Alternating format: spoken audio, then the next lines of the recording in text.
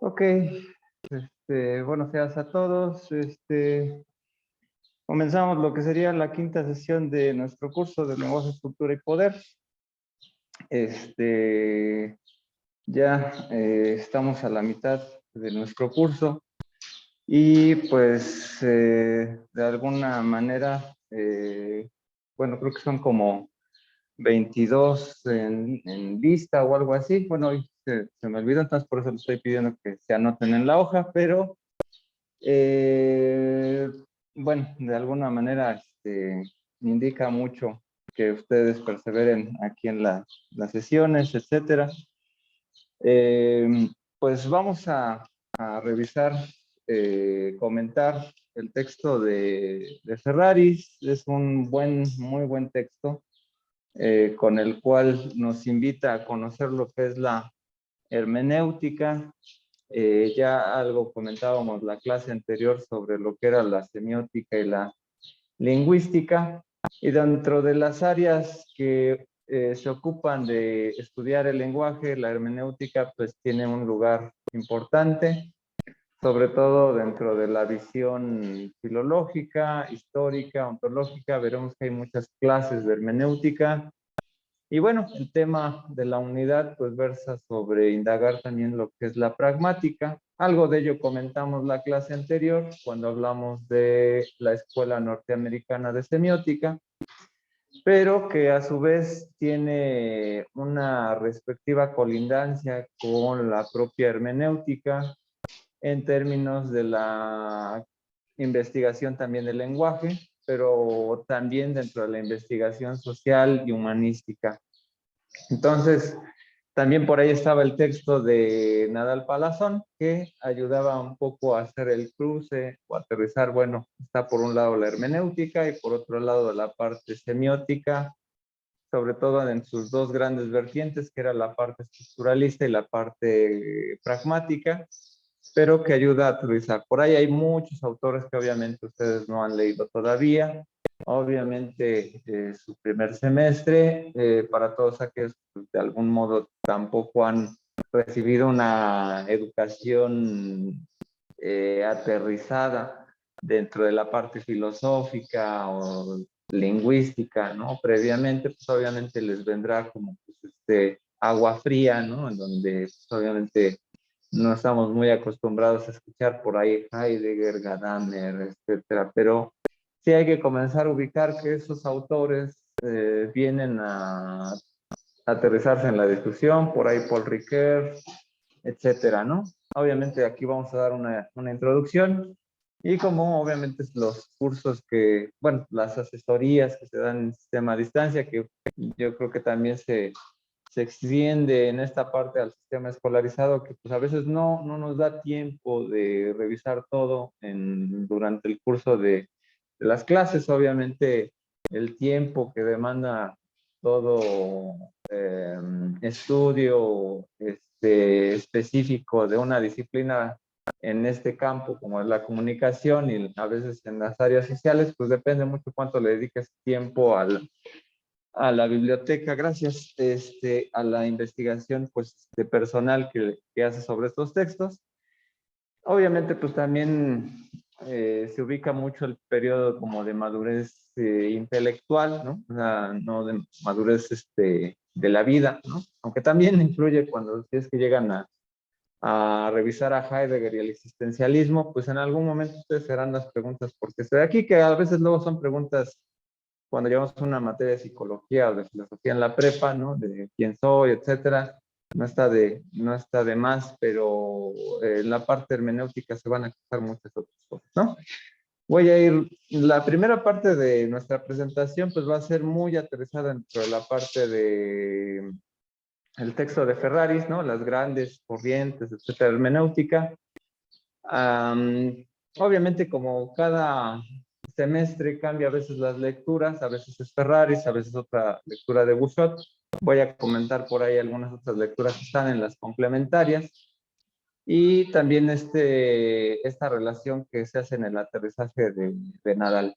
Entonces, obviamente lo que vamos a ir descubriendo aquí como parte de nuestra sesión será además de ver cuáles son los elementos particulares de cada corriente o tradición de pensamiento, ¿no? Porque no podría decir que son una teoría la hermenéutica o la pragmática, sino que son como formas de construir conocimiento, pues desde dónde se ubican estas, ¿no? Y las diferencias más o menos entre cada área, ¿no? Y reflexionar, obviamente, lo que a nosotros nos interesa, pues hablar de la condición del lenguaje, ¿no? Eh, obviamente, vamos aquí a tratar algunos textos, ¿no? Obviamente ya revisaron a Ferraris, ¿no? Pero también ahí comentaré ahí algunas notas, ¿no? Del texto de Bouchot que está en la bibliografía complementaria, pero más que nada, siempre es lo importante es que ustedes tengan la base de una lectura para que ustedes puedan comentar algo, ¿no? De Nadal Palazón, pues obviamente también lo podrán comentar si les generaron dudas o preguntas. Y hay otros dos que por ahí puse a colación, Rico Molina, Agustín Fernández del Valle, que están en la bibliografía general. Y pues bueno, vamos a reflexionar, ¿no? Este cuadrito de algún modo lo derivo de los textos de metodología que a veces ustedes los van a ir revisando, ¿no? En sus clases también, ¿no? De metodología, en donde vamos a partir desde el hecho de cómo construimos el conocimiento, cómo investigamos. Por ahí ustedes en la preparatoria o en alguna otra materia han llegado a hablar de lo que es la investigación cuantitativa y la investigación cualitativa, ¿no? Hasta hay memes por ahí, ¿no? De ustedes los cuantitativos y nosotros los cualitativos, ¿no? Obviamente la mayor parte del trabajo que se hace en área social, la mayor parte, ¿no? Por no decir que es una tendencia, a veces desde cierto punto de vista, pues obviamente se nos habla más a veces de la investigación cualitativa, ¿no? Porque la parte cuantitativa, pues a veces se refugia mucho por ahí las ciencias duras, ¿no? Las ciencias, ¿no? Propiamente dicho, ¿no? La física y la química, en términos de que se puede experimentar con algo, determinar el objeto, bla, bla, bla, ¿no? Por ahí en otra clase, seguramente al final de la materia de introducción al pensamiento político moderno, por ahí cierra con Comte, o es lo que van a ver al final de este curso, que es propiamente lo que se conoce como positivismo en las ciencias sociales. Y entonces ahí es donde de algún modo las primeras ciencias sociales se llegaba a decir, ¿no? Que había un corte muy derivado de lo que eran las ciencias duras, desde la sociología, desde la biología humana, etcétera, ¿no? Entonces por ahí se podía partir como de cuantificar algunos términos, ¿no? En términos de ver el ser humano como, pues, una cuestión objetiva, ¿no? Entre comillas, no objetivo, pero se trata de medir la realidad, ¿no? Y los objetos que circundan en ella, ¿no? Entonces, en esta visión cuantitativa, pues obviamente está probablemente el positivismo, donde, pues, si se recordarán por ahí, Comte habla de las etapas de etapa teológica, metafísica y positiva, etcétera, como ver la historia, ¿no? Como un campo de estudio que es tangible y que ahí va una evolución, así como se hacía la alusión de la evolución biológica de Darwin o de Lamarck o por ahí de algunos otros teóricos de la evolución.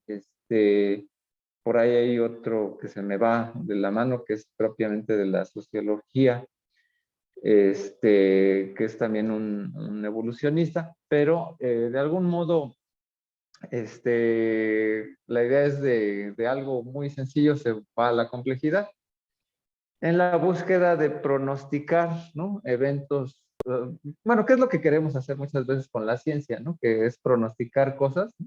O sea, pensamos en la ciencia en general, tiembla y queremos prevenir los desastres, ¿no? Entonces, se ha querido buscar un método de determinar cuándo va a temblar y pues no hay manera de...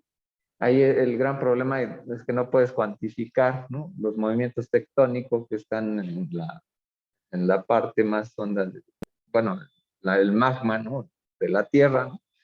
Y pues no hay una manera de medir. técnicamente se podría hacer en términos alusivos de tener un detector, y aún así hay muchas variables que obviamente dicen los geólogos que no se pueden cuantificar. En otras áreas, pues sí, o sea, cuando se hace un análisis, por ejemplo, de radiación, ¿no? Por ejemplo, determinas que cierto tipo de elementos van a emanar cierto tipo de radiación y pues bueno, si uno tiene contacto con ellos, pues le puede dar, se puede morir o le puede dar cáncer, ¿no? Entonces, en el gran problema de las áreas sociales es que no podemos pronosticar cuál va a ser el comportamiento humano. La economía lo ha tratado de hacer, ¿no? De algún modo puede derivar, bueno, si hay cierto comportamiento, puede haber una recesión, una estagflación o qué sé yo, ¿no? Más o menos lo han intentado, ¿no? A través de las variables matemáticas, pero tampoco es, pues obviamente 100% exacto, ¿no? Pero se acerca, ¿no? En esta virtud positiva, pues obviamente se trata de pronosticar los eventos futuros, ¿no? Cuando vemos el pronóstico del tiempo, pues obviamente se hace por la cuestión de la humedad, de los barómetros, etcétera, ¿no? X cosa, ¿no? Para determinar la proyección de un comportamiento, ¿no? En el comportamiento social eso es bien difícil, ¿no? Entonces, el positivismo como esencia, pues busca eso, ¿no? Sin embargo, hay otra dimensión cuantitativa que a lo mejor en las áreas sociales no siempre, a lo mejor el interés no es pronosticar, sino saber por qué se dan las cosas, ¿no? Entonces, por ahí han escuchado ya del marxismo, ¿no? Que el marxismo trataba de decir cuál era el motor de la historia, etcétera, pues decía que era la lucha de clases, ¿no? Eso es lo que mueve al mundo y pues bueno, y a través de un método muy cuantitativo que sería determinar nuevamente la historia, el estado, este, bueno, los estadios, ¿no? Los modos de producción, que era el sistema comunista, luego el esclavista, feudalista, capitalista, liberal, y de algún modo trataba como de dejar, ¿no?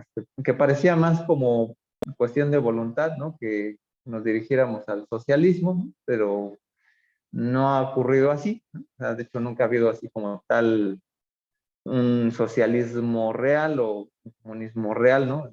Bueno, ahí hay un problema terminológico que viene desde los pasquines que hacían, ¿no? Desde porque hay mucha literatura de Marx que son panfletos, ¿no? No son textos duros como el Capital, ¿no? Y hay otros que son panfletarios, ¿no? Pero digamos que en el caso del marxismo, pues busca la causa de por qué estamos así, o por qué hay pobres, por qué hay ricos, ¿no?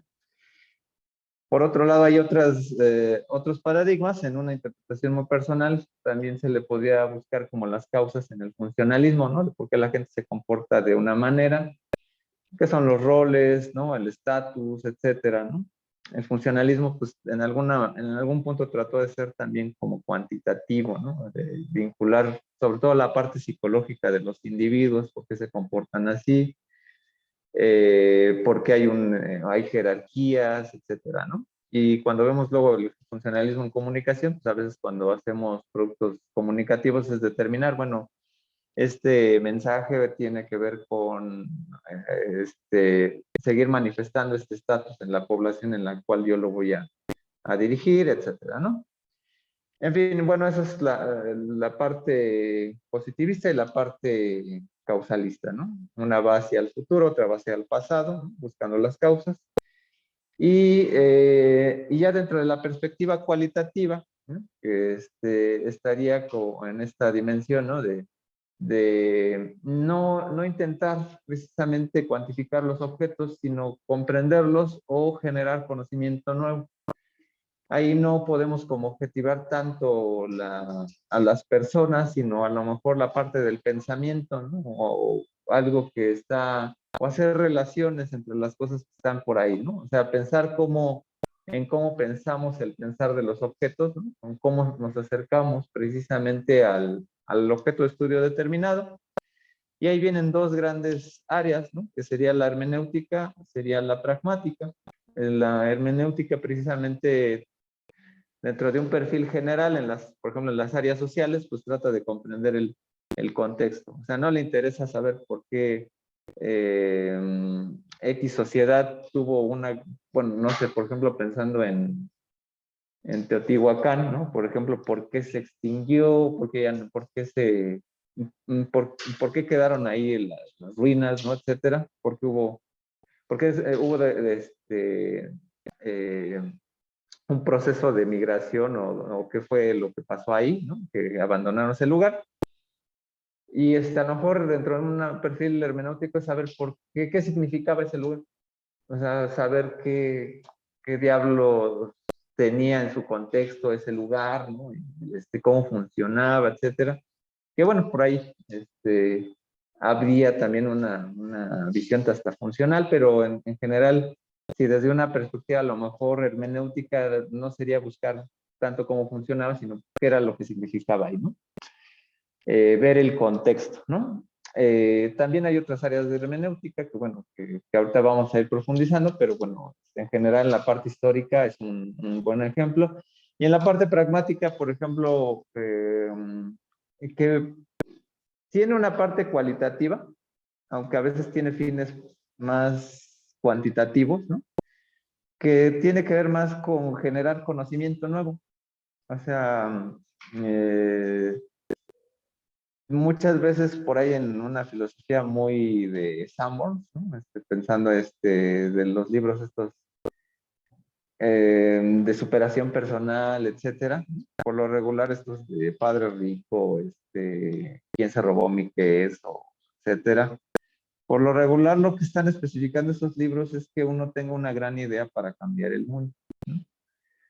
Las ideas no son tangibles, ¿no? O sea, es una idea, ¿no? O sea, desde una visión platónica, pues diríamos que somos ideas, ¿no? Y nosotros somos el reflejo de esa idea, ¿no?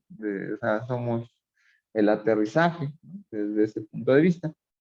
Entonces, veríamos aquí que la idea, ¿no? Cuando la logras materializar en un proyecto, etcétera, pues ya genera una funcionalidad, ¿no? O sea, genera cosa de ciencia, de tecnología, y estaríamos, pues obviamente, derivados como a generar conocimiento, ¿no? Resolver problemas. O sea, ¿qué es lo que pasó con la pandemia, ¿no? Que se buscaron elementos, ¿no? A veces sintéticos para buscar la vacuna, ¿no? Pero para un principio metódico que venía desde, obviamente, cómo trabajan las vacunas, ¿no?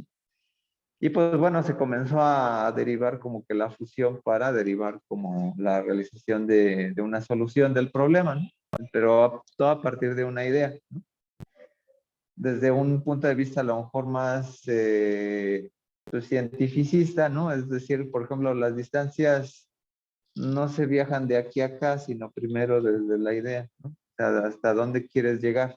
Entonces yo voy a usar todos los conocimientos que yo tenga a mi alrededor para generar algo nuevo, ¿no? Entonces, lo importante de estas dos visiones cualitativas es que se trabajan con cosas intangibles, que son el pensamiento y las ideas, ¿no? En el otro caso, el caso positivista es cuantificar la materia y cuál es su comportamiento, ¿no? Ya sea la materia en un organismo o en cualquier otra cosa, y hay un comportamiento determinado, pero se objetiva, ¿no? O por decirlo entre comillas, ¿no? O sea, se trata de determinar esa cosa es tal y pues bueno, tiene este comportamiento, ¿no? Entonces, este breve paréntesis, pues bueno, por ahí en una lectura de Guillermo Orozco Gómez, habla ahí de metodología de la investigación en comunicación, sirve como para adentrarnos, ¿no? Entonces, aquí las visiones, aquí resumen, ¿no? Los dos enfoques cualitativos es desde la parte hermenéutica, comprender, desenmascarar algo, significar algo oculto, describir un contexto, esa es la parte hermenéutica. En la parte pragmática es relacionar conocimientos, intervenir, investigación, acción, interaccionismo, asociacionismo, pragmatismo, también se le puede conocer a estas áreas, ¿no? Vamos a partir con la parte hermenéutica, que es ahora sí como que la parte que se revisaron, ¿no? Obviamente es un término con muchas acepciones, ¿no? Por ahí el texto pues planteaba, ¿no? Desde cierto punto de vista, que hay consideraciones en donde se plantea por ahí incluso desde la visión etimológica, ¿no?, de la palabra, de Hermes, el mensajero, pero que también tiene una visión a veces aplicada, por ejemplo, nada más a interpretar textos escritos, o hay otras acepciones más complejas como interpretar la vida humana, ¿no?, la ontología del ser, ¿no?, dentro de la perspectiva más moderna. Heidegger, Gadamer, Rondan, Bátimo, ¿no?, ya más recientes para acá, pero de algún modo son muchas formas de entender este concepto, ¿no? Cuando decimos hermenéutica podemos referirnos a cierta escuela específica, ¿no? O sea, hay que ponerle a veces apellido, ¿no? Entonces aquí hay un punto de encuentro entre la filosofía, las teorías del discurso, ¿no?, cuando hay algo escrito y que yo lo voy a analizar, las ciencias del espíritu, diría por ahí Dilthey, ¿no? Aquellas ciencias que a veces no son tangibles, ¿no?, como la física o la química, ¿no?, las humanidades, ¿no?, en el arte muchas veces se trabaja con esto. En la filología, obviamente, los orígenes del lenguaje, ¿no? Cuando hablamos de ver el sentido de las palabras, ¿no?, en algún momento, ¿no?, pues habría ahí que determinar, ¿no?, cómo se maneja el sentido original de una palabra, ¿no? ¿No les ha pasado que, por ejemplo, cuando alguien quiere debatir algo, ¿no?, busca el origen de la palabra, ¿no? Dicen, en esta palabra pues, el origen tenía este sentido, ¿no? Y ahí nos vamos dando cuenta que el lenguaje se va diversificando, ¿no?, en muchas otras acepciones, ¿no? Dentro de esta visión, ¿no?, pues obviamente nos dice el texto, ¿no?, que por ahí en la hermenéutica y sus orígenes, ¿no?, pues hay reflexiones metafísicas, ¿no?, que pues bueno, por ahí viene toda esta concepción platónica, ¿no?, de la idea, ¿no?, de cómo nos aterrizamos en una visión copia de la idea, ¿no? Ahí el mito de la caverna, etcétera, y cómo se interpreta a través de estas alusiones, ¿no?, de la realidad, ¿no?, interpretarnos a nosotros mismos, pero sobre todo cuando ya se aterriza por ahí dentro de una perspectiva, cuando se habla de lo que es, en términos griegos, el simbolón, ¿no? Aristóteles se refería a la palabra, ¿no? La palabra de algún modo podía intervenir, ¿no?, dentro de esta perspectiva, ¿no? Por ahí el texto menciona, ¿no?, también esta visión clásica de Hermes, ¿no?, del mensajero, ¿no?, de la visión, pero también hablaba de lo que es la traducción a otros idiomas, ¿no? O sea, un mensajero que podía dominar varias lenguas, podía dar un mensaje de una ciudad a otra, ¿no?, traduciéndolo, ¿no? Y eso es interesante porque ahí se menciona, creo que la lengua koiné, que era la lengua, pues creo que clave, ¿no?, entre varias poblaciones de la antigüedad griega, que el koiné era, pues, en cierta medida como para nosotros ahora el inglés, ¿no? O sea, si vas a China y no sabes chino, mínimo, pues tienes que saber inglés para que alguien haga se encadene con ese lenguaje, ¿no?, y puedas dar a conocer un mensaje, ¿no?, y interpretarlo también. En este sentido, bueno, también hay otros ejemplos, ¿no? Por ejemplo, cuando se habla de Francia, pues los francos, ¿no?, que era una población, pues fueron los que reunieron todas las poblaciones, entre los galos, los bretones, etcétera, y pues fue como que el lenguaje franco, ¿no?, entre todos, ¿no?, como que podía entenderse, ¿no? El español es muy complejo, ¿no?, también, ¿no?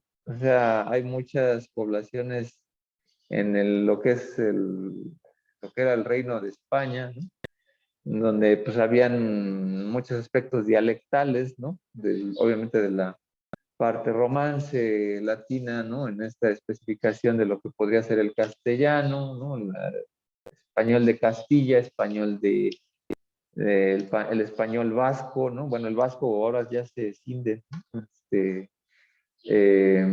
Y así hay diferencias, ¿no? De hecho hay modismos, ¿no? Y ya no se diga ahora con bueno, después de la conquista, pues bueno, no es lo mismo el acento, por ejemplo, ya del español de México, al español de Colombia, ¿no?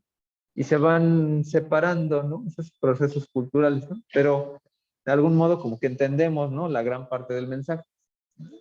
Si no entendemos algo en otra lengua que no dominemos, pues lo traducimos, ¿no? A una lengua. Pero ese sentido también se tenía en la hermenéutica, ¿no? Traducir, ¿no? La hermenéutica como traducción. De hecho, por lo regular, cuando estamos pensando, ¿no? En buscar qué significa un jeroglífico o un graffiti, ¿no? Que era también como muy común, ¿no? Hacer las letras tan raras, ¿no? Que necesitamos como un traductor que dice, ¿no? ¿No? Y en ese sentido, pues dice, bueno, ya cuando entiendes eso, parece que algo oculto se revela. Y hasta eso, pues bueno, no estaríamos tan seguros de si era la intención del autor de ese mensaje en dar a conocer algo, ¿no? Eh, Pensemos, por ejemplo, en el Quijote, ¿no? El Quijote, bueno, te lo ponen a leer en la secundaria, ¿no? A lo mejor no completo, sino algunos extractos, ¿no? Pensando, bueno, en la educación en México, ¿no? Pues bueno, lees algunos extractos del Quijote, ¿no? Y a veces lo que acompaña luego los libros de texto es como un estudio preliminar, ¿no? Como que el estudio preliminar te ayuda como a entender como lo que estás leyendo el Quijote. De hecho, el Quijote cuando lo leemos ya está traducido del español antiguo al español actual.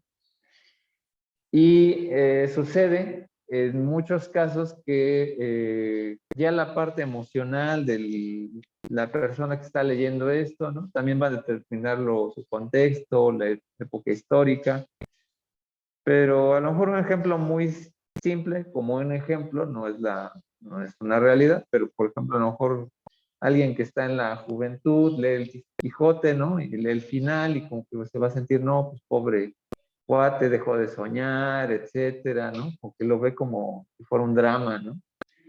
Y ya después pasan los años, lo vuelves a leer, ¿no? Como 20 años después, ¿no? Y dices, ah, pues pobre viejito, está chistoso, ¿no? Cree que esto es tal cosa, ¿no?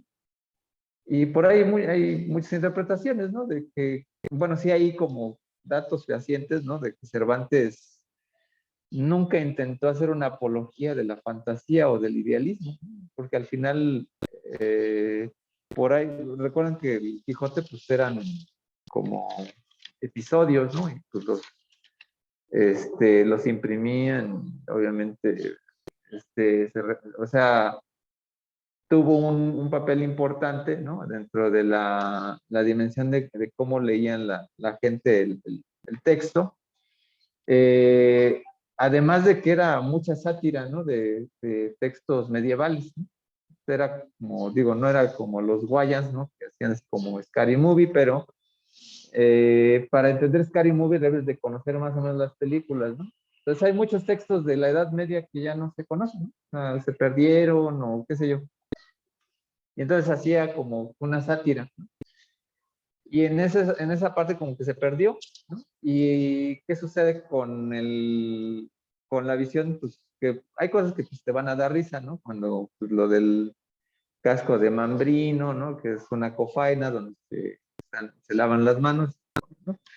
Pero bueno, hay muchas escenas, ¿no? Donde dices, bueno, al final, mucha gente le gustaba el Quijote y habían como ya textos apócrifos, creo que del Quijote, ¿no? Que alguien quería seguir con la historia y dice el Quijote, no, pues lo voy a dar cuello, ¿no? Y ahí pues lo deja morir, ¿no? Para que ya nadie siguiera con la historia, ¿no? Que algo también así pasó con Sherlock Holmes, ¿no? Que de repente el autor Conan Doyle dijo, pues ya le voy a dar cuello porque ya estoy como cansado, ¿no? Además, por ahí vean también la película de Misery, ¿no? De los 70, ¿no? De una mujer que está bien loca por un escritor, ¿no? Lo secuestra para que siga escribiendo algo, ¿no? ¿No? Pero hagan de cuenta qué pasa con los fans, ¿no? De algo, ¿no? Entonces, y la intención pues era muy diferente de la que quería Cervantes. Entonces digo, no, o sea, yo tenemos que ir hacia la racionalidad, ¿no? Ese era como el camino, ¿no? Entonces también, y que hay otras obras que reflejan ya más que del texto ontológicamente otras cosas, ¿no? Por ejemplo, la historia del Barón de Munchausen tiene muchas cosas quijotescas, ¿no? En el caso, por ejemplo, de los Tres Mosqueteros, ¿no? Por ahí el mismo Dumas habla de este personaje, D'Artagnan, que es como un personaje quijotesco, como endeble, ¿no? Porque era jovencito, ¿no? Y pues quiere ser mosquetero.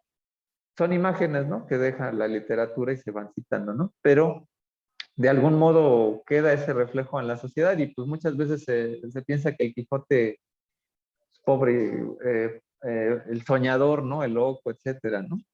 Y sí, o sea, depende cuál sea la interpretación, ¿no? Del chavo que dice, ay, pobre persona, ¿no? Dejó de soñar y ya cuando lo ves a la edad, pues te ríes, ¿no? De las experiencias de tu vida, o sea, es como pero bueno, es una posibilidad, no quiere decir que a lo mejor hay gente que a lo mejor a los 60 años lo va a ver así como una apología del idealismo, ¿no? Pero queda fuera de las manos del autor, ¿no? Entonces ahí es donde dices, hay cosas que quedan muy fuera, ¿no? De cómo va a ser el efecto, ¿no? Hay películas que se han vuelto de culto, ¿no? Que eran malísimas y dices, la gente las ve y les gusta, ¿no? Y dices,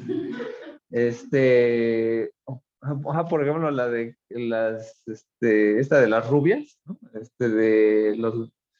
Dice que usaron, ¿eh? ¿Dónde están las rubias? ¿No? Dices, que era una película malísima, pero se volvió de culto, porque es un referente, ¿no? Para la cultura popular, ¿no? O sea, es un absurdo, sí, muy absurda la película, ¿no?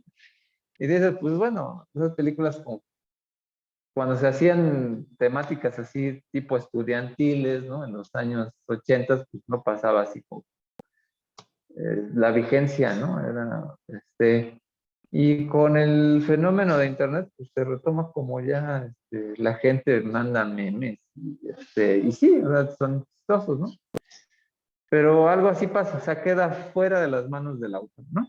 Entonces, partimos ya no somos mucho a la parte del arte visual, pero desde la antigüedad, pues antes lo que se tenía era el texto, ¿no? O sea, quien sabía leer, ¿no? Porque pues, no todos sabían leer en la antigüedad, ¿no? Pero digamos que el texto era muy interpretable, ¿no? Ahí se conjuntaba mucho en la forma de cómo estaba escrito el texto. No sé si aquí lo comenté en la clase anterior o a lo mejor fue en el otro grupo, pero eh, hay una virtud del lenguaje verbal, ¿no? Que nosotros tenemos en que como tal el lenguaje verbal no tiene faltas de ortografía, ¿no? O sea, no sé si lo comenté aquí, ¿no? Sí. Habrán errores de concordancia, de otras cosas, ¿no? Pero en el lenguaje escrito sí tienes que escribir bien, ¿no? Entonces ahí se aprende la gramática, ¿no? Se debe de aprender muy bien la lógica, ¿no? Para que conectes bien el orden, cómo estás organizando tu texto, ¿no? Y la parte retórica, ¿no? Bueno, la retórica de Aristóteles retoma estas dos partes como para las personas que se subían a un podio, ¿no? En antigua Grecia, ¿no? En la oratoria, ¿no? El orador, ¿no? El discurso y el auditorio, que tuviera una conexión, ¿no? Con el público y que no solamente a partir de una retórica en el sentido maniqueo que se viera mal, como decía Platón, ¿no? Porque decía que había una retórica buena y una retórica mala, ¿no? La retórica mala era la de Gorgias, ¿no? Que decía, pues yo te voy a convencer de algo, ¿no? Aun cuando pues, a lo mejor yo no tenga la razón. Y ahí se podía manifestar como embelezar como el lenguaje, ¿no? Alguien que era muy bueno en eso era Monsiváis, ¿no? Que podía decirle a alguien en su cara que era un tonto y parecía que le estaba así sí, sí, sí. No sé, bueno, a lo mejor ustedes ya son muy jóvenes, ¿no? Para pensar en que habían dos personajes, todavía están sobreviviendo en la televisión, pero unos que se llamaban los calabozos, ¿no? Que era el burro Van Rankin y Esteban Arce, ¿no? Que es infumable esta persona, ¿no? De Foro TV, ¿no? Y que, bueno, hubo el infortunio de que por aquí pasó por a dar un diplomado acá, por vía el Citatir, ¿no? Pero, en fin, cosas tristes, ¿no? Por ahí que pasó a la facultad, pero en fin. Pero a lo que me refiero es que cuando Monsiváis va a este programa con estos dos individuos, les dice, esta es la esencia de la televisión. Y esto es guau, ¿no? Y no, el sarcasmo, ¿no? Con el que venía, ¿no? Monsiváis, ¿no? Además, ¿no? Un foro todo hecho expreso, ¿no? Pues era un calabozo, ¿no? Se veía así. Entonces, y en ese sentido, como que podía decir, a muchas personas les ha dicho en su cara, les dijo en su cara cuando vivía, ¿no? Muchas cosas, pero con un lenguaje muy retórico, ¿no? Y ahí es donde dices, bueno, está utilizando la forma en que se expresa, etcétera, pero la otra persona puede expresar cualquier otra, puede interpretar cualquier otra cosa, pero el manejo de la gramática y la lógica, cómo ordena su discurso, tiene un sentido, ¿no? En este caso, bueno, decía Platón, ¿no? A través de su personaje de Sócrates, que se establece, ¿no? Una mala retórica cuando, por ejemplo, vamos por la calle y nos encontramos un merolico y nos quita el tiempo y piensa que nos está diciendo, ¿no? Nos cuenta una historia y ahí estás, ¿no? Me gusta cómo habla, ¿no? Etcétera, ¿no? Pero a veces luego nos dicen muchas cosas, ¿no? Aristóteles decía que había tres tipos de discursos, que era donde se aplicaba la retórica, ¿no? Que era el discurso deliberativo, que esa vez se utiliza en la parte política, en la parte judicial, ¿no? Cuando se exponen como pruebas, etcétera, para convencer al jurado. Y el epidíctico, que es precisamente como hablar como el lenguaje verbal que nosotros usamos, ¿no? Que es para convencer, etcétera, ¿no? Yo le, yo le puedo decir, por ejemplo, a una persona, ¿no? Me encantan tus perlas nacaradas, ¿no? Que descubres cuando sonríes, ¿no? Y dices, ¿y qué tal si le estoy diciendo, tus dientes tienen sarro, ¿no? Entonces, puedo decirlo de varias maneras, ¿no? Pero la otra persona pues, puede interpretar otra cosa y ya lo convencí de que a lo mejor lo estoy insultando y él lo entiende precisamente en esta parte del arte de la retórica. Y sucede que, pues bueno, estoy organizando bien como mi gramática, estoy usando bien mi lógica, pero por ahí había errores que a veces se pueden confundir con la falacia, ¿no? Digo, si era un buen jugador de fútbol americano, también era un buen jefe de familia, ¿no? O sea, buen esposo, ¿no? Pues no veo una conexión entre una y la otra. O sea, puedes ser un excelente ciudadano, pero puedes ser un asesino serial. O sea, o sea, no hay una conexión, ¿no? De hecho, se ha descubierto que hay asesinos seriales que viven una vida pues muy correcta, ¿no? No, todavía no he visto la serie ahorita de Dahmer, ¿no? Pero seguramente, bueno, conozco más o menos la historia, porque sí en algún tiempo me gustaba, pues obviamente el cine retomaba muchas de estas historias, pero hay muchos asesinos seriales que vivían una apariencia, ¿no? Y a veces de familias muy conservadoras, ¿no? Y eso es interesante, ¿no? De hecho, los asesinos precisamente no creo que vayan, te voy a matar. No. Cierto encanto. Pero la palabra se conoce muy bien que las personas que tienen digamos, dirigirse a las personas de cierta forma y verles bien, pues no necesariamente significa que sean buenas personas.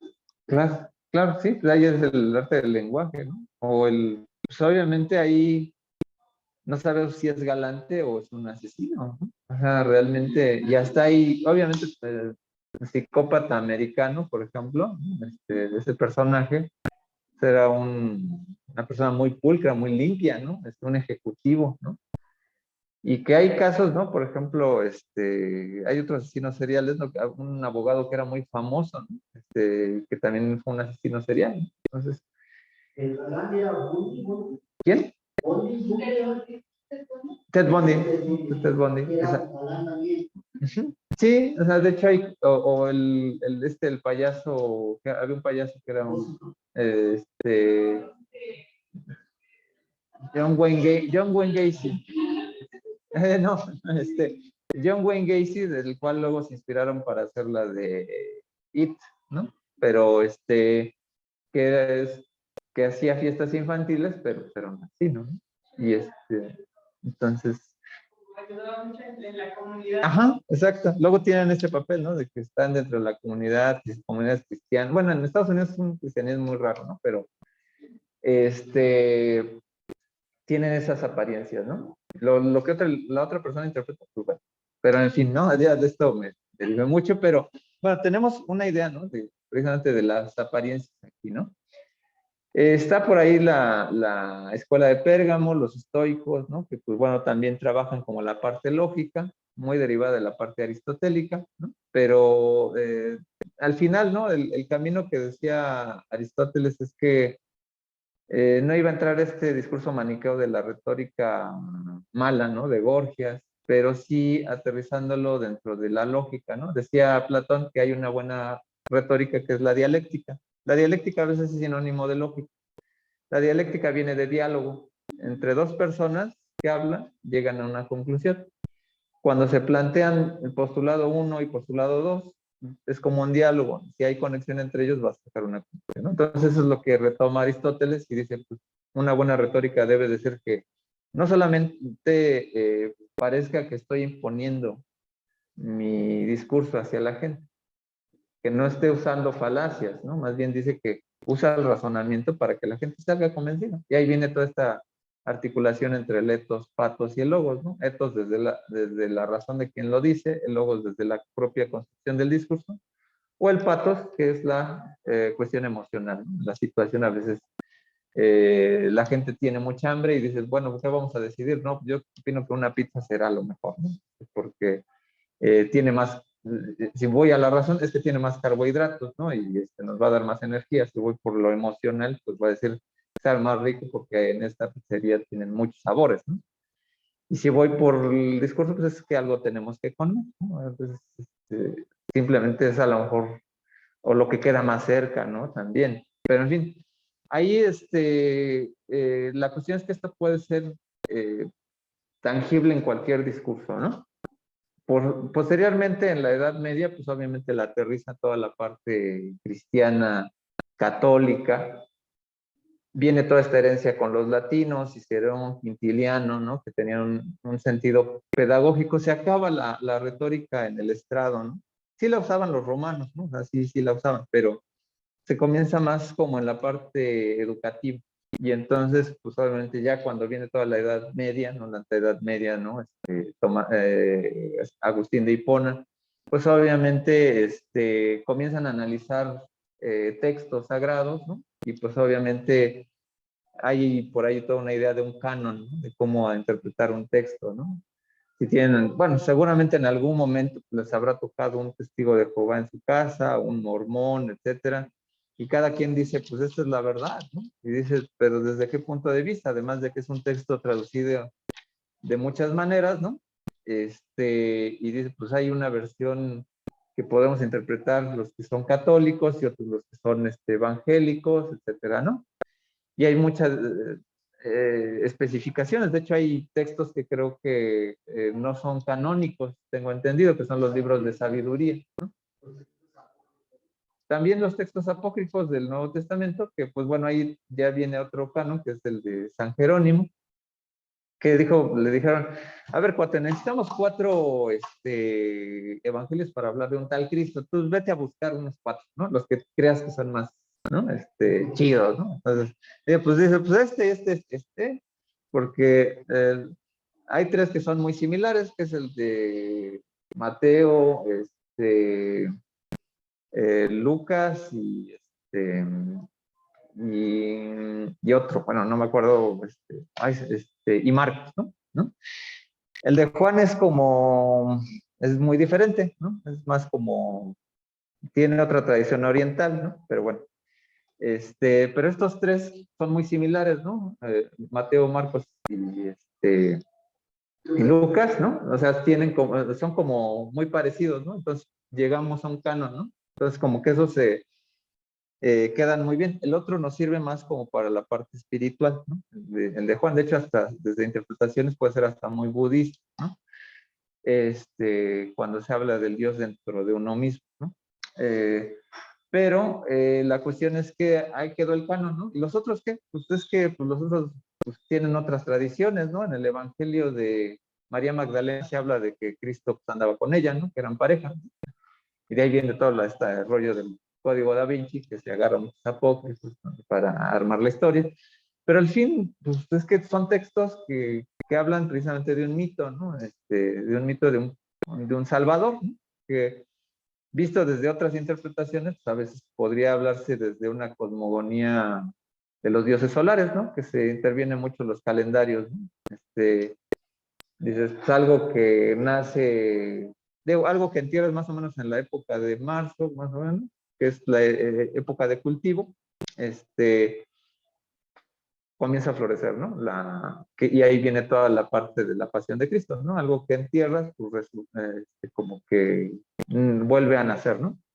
Y en la parte de que ya estamos muy cercanos a diciembre, ¿no? Que ahí tenemos un problema ahí con el calendario gregoriano y juliano, que es un desfase de 10 días. O sea, realmente nosotros estamos adelantados 10 días. Por ahí, léanlo por ahí en la historia de los calendarios. El día de la Virgen realmente es el día 22, porque es cuando son los días más cortos del año. O sea, es cuando no hay tanta luz. Entonces, la interpretación cosmogónica, ¿no? El sol va a nacer el nuevo sol, ¿no? Entonces nace en el 24, es cuando vuelve a tener el mismo horario, ¿no? Entonces, dentro de un margen como astronómico, bueno, cómo se da la medición, esos días se piensa, ¿no? Está encinta, ¿no? Está como embarazado. Y ahí viene el mito de Horus y Set o algo así, como en la época egipcia, ¿no? Entre el dios de la oscuridad, el dios de la luz, ¿no? Y entonces el Cristo, pues al final es un pastiche de muchos dioses solares, ¿no? Por eso tiene una vigencia universal en muchos lugares, porque así se puede comprender más y, bueno, tiene un sentido, ¿no? Pero bueno, esto ya es otra interpretación, pues a lo mejor cosmogónica, pero lo que hacen los cristianos, pues, pues hay un canon donde se dice de tal manera el texto y yo así lo voy a interpretar, ¿no? Entonces ahí Saulo de Tarso, alias eh, San Pablo, pues analiza este mito, bueno, la visión cristiana a partir de la ortodoxia judía, ¿no? Entonces ahí los primeros, creo que los primeros textos que surgen a partir del cristianismo son las cartas que escribe Saulo de Tarso. Y el primer texto el más antiguo del cristianismo nunca habla de la resurrección, ¿no? Que sería lo más importante, ¿no? Pero bueno, son cosas que, bueno, se tratan más como en una cuestión como bueno, más de antropología de la religión, ¿no? Porque en teología pues estaría como, ya me hubieran excomulgado. Pero, y otra área, ¿no? Es la hermenéutica jurídica, ¿no? Que es la parte de la jurisprudencia. En todo este caso, pues, por ejemplo, conocen, por ejemplo, una ley que no se puede tener a un menor de edad en el asiento del copiloto, porque, pues obviamente por la seguridad del menor, etcétera, pues, pasa un accidente y da el cristal, ¿no? Entonces, de repente una persona, ¿no? Bueno, lo que nos dice la ley es que no puedes llevar un asiento en el asiento del copiloto o en el asiento delantero, a un niño, ¿no? Porque creo que no está como copiloto, nada más dice como asiento delantero, ¿no? Entonces, por ahí hay un auto que se llama el Atos, ¿no? Que nada más tiene 2 lugares. Entonces, va la persona, ¿no? Y lleva un menor. Lo detiene la patrulla y dice, no puedes llevar un menor en el asiento del copiloto, ¿no? Pero la ley dice que es el asiento delantero. Como usted puede ver, este puede ser el asiento trasero, ¿no? O sea, nada más tiene 2 asientos. Entonces lo que tiene que ver el policía o el juez es decir, ¿cuál es el espíritu de la ley? El espíritu de la ley es decir, ¿por qué se hizo esa ley? Para beneficiar al infante. Entonces dice, pues, o se compra otro auto o no puede llevar ese niño porque lo está poniendo en riesgo, ¿no? Entonces ahí, cuando se hace todo un caso determinado, ¿no?, de jurisprudencia, es que están apelando muchas veces la Suprema Corte a cuál es el fin último de esa ley. También ahí ha intervenido mucho ahora que ha sido el proceso paulatino, ¿no?, de liberar lo del cannabis, ¿no?, que es para uso personal, etcétera, a darlo a partir de la voluntad de la persona que quiera consumirlo. O sea, sabemos que pues, es un psicotrópico y que, pues bueno, tomarlo sin una indicación, pongámosle, médica, ¿no?, pues bueno, podría servir para muchas cuestiones médicas, pues estás afectando tu organismo, ¿no? Entonces, si es la voluntad de la persona que quiere hacerlo, pues dejarlo, ¿no? Y ahí viene una cuestión de jurisprudencia entre cuál es la jerarquía de valores que está estableciendo la ley, ¿no? Y hay muchas veces que se establece, ¿no? Por ejemplo, ves 10 personas desnudas ahí enfrente del Congreso de la Unión, ¿no?, que están protestando, ¿no? Y una persona dice, oye, es que estaban haciendo faltas a la moral. Pero, entonces el juez tiene que determinar qué es más importante, ¿no? ¿La libertad de expresión o las faltas a la moral? ¿No? Entonces ahí se establece. Y si ven a la persona, si una persona está sola y ¿no? Entonces dice, ya no hay ya hay una, como una unión colectiva, ¿no? Entonces ahí dicen, no, pues es que puede ser un loquito, ¿no? Y eso es lo interesante, ¿no? Como a veces la ley se interpreta, ¿no? O sea, lo que se busca en la ley es que más bien se intenta que no se interprete tanto, pero siempre hay vacíos, siempre va a haber vacíos. Y bueno, ahora luego convivo mucho con abogados, ¿no? Pues luego es algo complicado decir, bueno, es que así deben de ser las cosas, ¿no? Por eso no es gratuito que las personas que están en contra de las teorías de género sean abogados, porque dice, es que la ley dice esto, ¿no? Y esto es donde nos regimos, si hay un contrato colectivo. Y así opera la ley, ¿no? Por ahí, pues creo que el Agustín Laje es abogado, si mal no recuerdo, que es uno de los, como que, de los enemigos públicos, ¿no? De muchos grupos, eh, ¿cómo se le dice? LGBT trans, ¿no? Que ahorita están, ¿no? Pero, caray, ¿no? O sea, hay muchas cosas que dices, bueno, la ley nos dice una cosa y la sociedad opera desde otra medida, ¿no? Y ahí es donde dice, bueno, el juez tiene que apelar, ¿no? Entonces, ¿cuál es el bien superior a qué estamos defendiendo? ¿No? Entonces ahí es donde entran muchas las dudas, donde hay veces en que nos hace mucha falta luego tener una materia aquí de legislación, ¿no? De hecho, bueno, yo creo que para cualquier carrera, ¿no? O sea, que bueno, o sea, yo creo que un buen abogado tiene que apelar siempre al sentido común de la sociedad en donde esté. Porque un buen abogado, pues se supone que no importa el país, ¿no? Un buen abogado no tiene que aprenderse los códigos así, ¿no? Así como decir, bueno, si es especialista, sí, pero si tiene un problema en China, en otro país, ¿no? Pues, tener el sentido común, cómo opera más o menos esta sociedad y cuál sería como que el sentido común, ¿no? Para hablar de el derecho como una ciencia, ¿no? Porque si no, nada más son como codigólogos, ¿no? Entonces, un abogado debe tener un concepto amplio, ¿no? Social, ¿no? Digo, hay veces que se ha hecho más maquila, ¿no? Pero bueno. Aquí viene toda la transición, ¿no? De la patrística de Hipona a alta y baja, bueno, lo que es la alta y baja Edad Media, ¿no? Hasta a llegar a la escolástica con Tomás de Aquino, que Tomás de Aquino, el punto de interpretación ya no va a ser el gnosticismo, sino va a ser el cuerpo mismo a través de el cuerpo nos determina qué es lo razonable y lo no razonable. Los 7 pecados capitales, ¿no? Que son los excesos de una cuestión que puede ser muy natural. O sea, puede ser el sexo, como por ejemplo la reproducción, o puede ser el sexo incluso para placer, eh, entre 2 personas, ¿no? O entre 3, ¿no? Pero, si hay precisamente ahí vienen los marcadores como hasta morales, ¿no? Etcétera, ¿no? La lujuria, ¿no? Como que plantearía el exceso, ¿no? O sea, hay veces en que el ser humano debe tener distensiones, etcétera, ¿no? La comida, por ejemplo, dices, tenemos placer al degustar cualquier alimento, pero la gula es como el exceso, ¿no? Entonces, lo que el bien supremo para Tomás de Aquino era llegar a la razón, que es una idea aristotélica, ¿no? La razón, ¿no? De hecho, la comida es el último objeto que el arte toma como objeto de estudio, porque la comida era como muy natural, ¿no? O sea, cualquiera cocina, ¿no? Y no cualquiera cocina, ¿no? O sea, los chefs hacen todo un arte que, bueno, una cosa es la parte visual, pero otra cosa es cómo sepa. A veces puedes ver un super platillo bien decorado, pues sabe horrible, ¿no? ¿No? Y hay platillos que están bien feos, ¿no?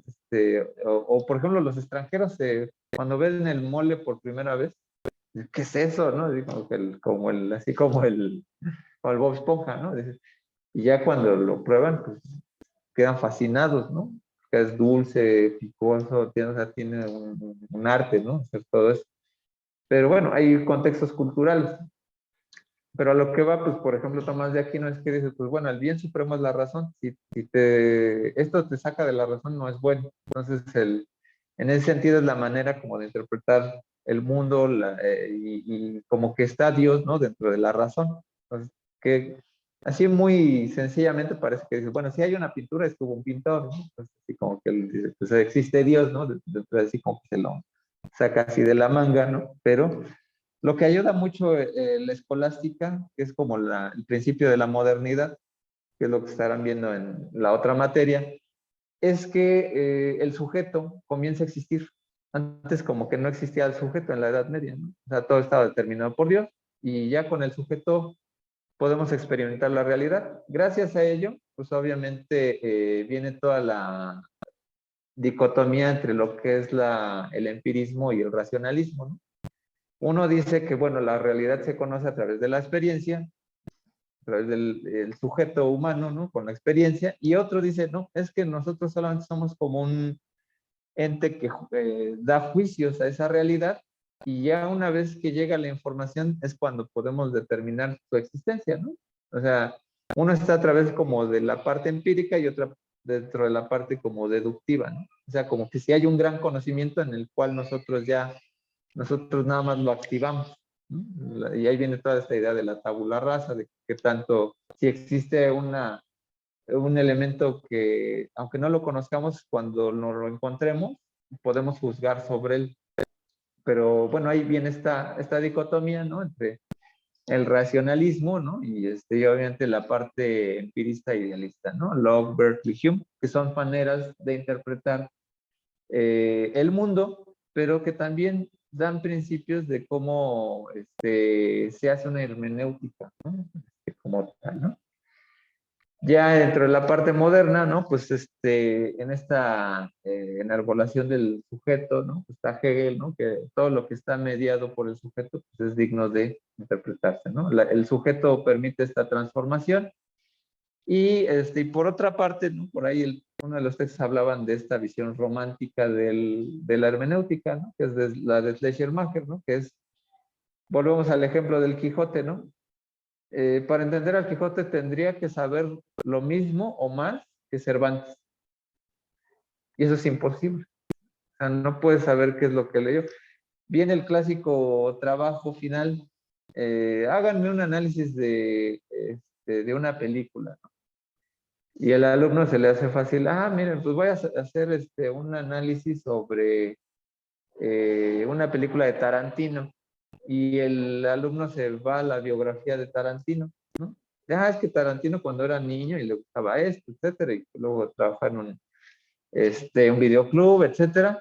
Dice, pero yo nada más te pedí analizar la película, no te pedí analizar la vida del autor, ¿no? Y ahí viene esta gran diferencia entre la hermenéutica y la parte semiótica. La parte semiótica estás desconstruyendo el objeto de la película.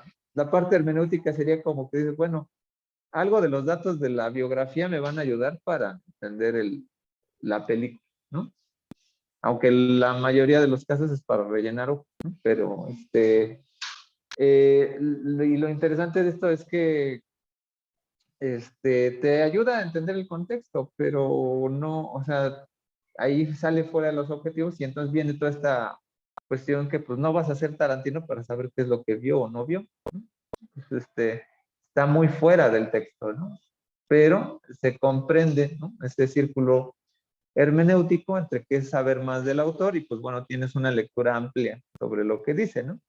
Eso es muy romántico, pero es imposible, ¿no? Y hasta todavía esta época, ¿no?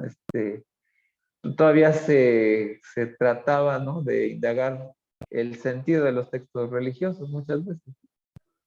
Ya dentro de la parte moderna, ¿no? Llegamos a la parte de Nietzsche, y Husserl, ¿no?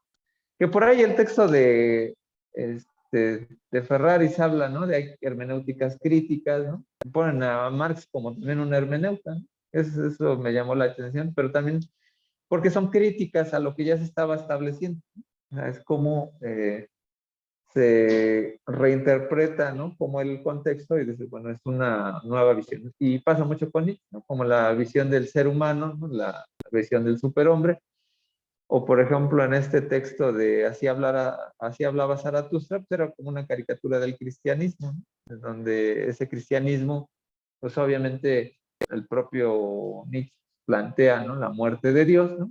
Que nosotros hemos matado a Dios, pero no está, tampoco Nietzsche está buscando que la gente por ese texto deje de creer en Dios, ¿no? Sino simplemente comprender cuál es la situación humana. O sea, Nietzsche era, en cierta manera, un creyente, ¿no? O sea, en realidad le preocupaba más bien ese acto humano, ¿no? De dónde había dejado a Dios, ¿no? ¿No? Tomarlo literalmente, y volvemos a lo mismo, ¿no? Es decir, pues es que era un ateo, ¿no? Se utiliza mucho ese texto para el ateísmo, pero no necesariamente, ¿no? O sea, hay muchos religiosos que retoman a Nietzsche en términos de por qué el ser humano ha abandonado a Dios, y de hecho hasta la modernidad más, hasta la época contemporánea, por ahí Bátimo se preocupa precisamente de dónde va la espiritualidad humana, ¿no? A decir, ¿por qué tan, o sea, aun cuando ya se haya caído como que la gran esencia, ¿no? De los mitos cristianos, etcétera, la gente sigue necesitada de creer en algo. En Asia, por ejemplo, llega la Segunda Guerra Mundial y arrasa con la parte occidental sobre la cultura japonesa, ¿no? Y entonces, pues como que quedan como grandes cosas, ¿no? Obviamente en el anime se reflejan cosas ahí muy profundas, ¿no? Pero hay una necesidad, ¿no? De seguir buscando una espiritualidad, a veces con el sintoísmo, etcétera, en algunas regiones con el budismo. Y la interpretación muchas veces del cristianismo ha sido reinterpretada, ¿no? Por ellos.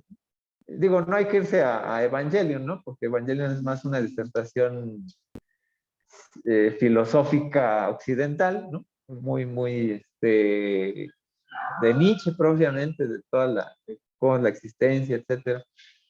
Pero a lo que voy es que hay necesidad, ¿no? Las sociedades, ¿no? O sea, aun cuando se acabara con las religiones que conocemos, se generarían otras, ¿no? Y hay otras, ¿no? Que son vigentes, ¿no? Hablar de la energía, hablar de los chakras y hablar de cosas, o sea, sean terraplanistas o no sé, o antivacunas. Está dentro de un credo, desde una postura, ¿no? Pero bueno, es precisamente esa parte de las hermenéuticas cívicas que tratan de sacar esto oculto y decir, oye, todo esto que estás creyendo, date cuenta, ¿no? De alguna manera, ¿no? Y Husserl es otro personaje que dice, bueno, de todo eso que crees, hay que ver por qué crees en eso, porque hay muchas cosas que en nuestra vida cotidiana creemos y no son cosas de deidades, ¿no?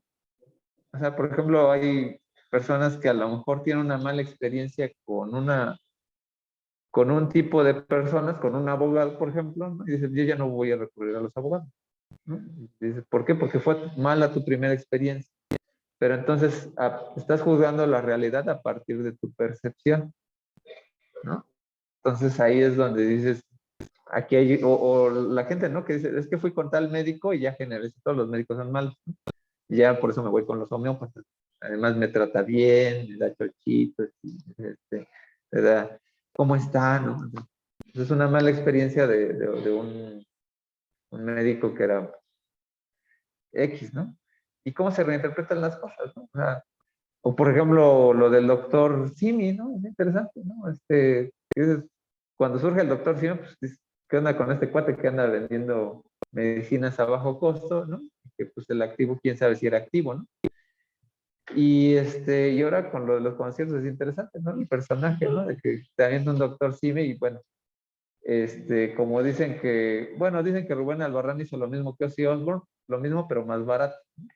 Entonces, pero, o sea, es la reinterpretación, o sea, de cuál es la experiencia, ¿no? O sea, dices, pues a lo mejor eh, alguien pudo haber tenido una mala experiencia con una consulta en el doctor Simi, ¿no? Pero bueno, esas cosas son las que precisamente van determinando cómo la experiencia cambia, ¿no? El sentido, ¿no?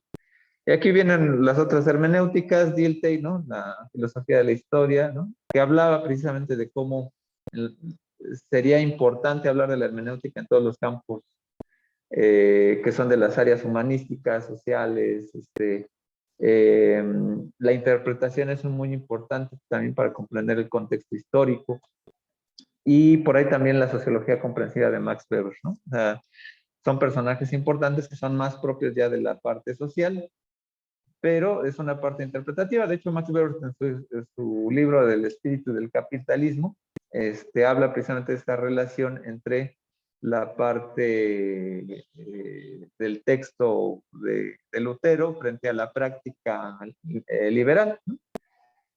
Dime. Pero en la hermenéutica en la historia, ¿cómo se aplicaría eso? Porque tengo entendido que el historiador debe de ser anacrónico a los sucesos, a debe estar pasando los sucesos, y debe de ser objetivo y solamente es detallar o dar datos de lo que acontecido. Ok. Es que precisamente una parte es la parte historiográfica, ¿no? Cuando estamos nada más juntando los datos, ¿no?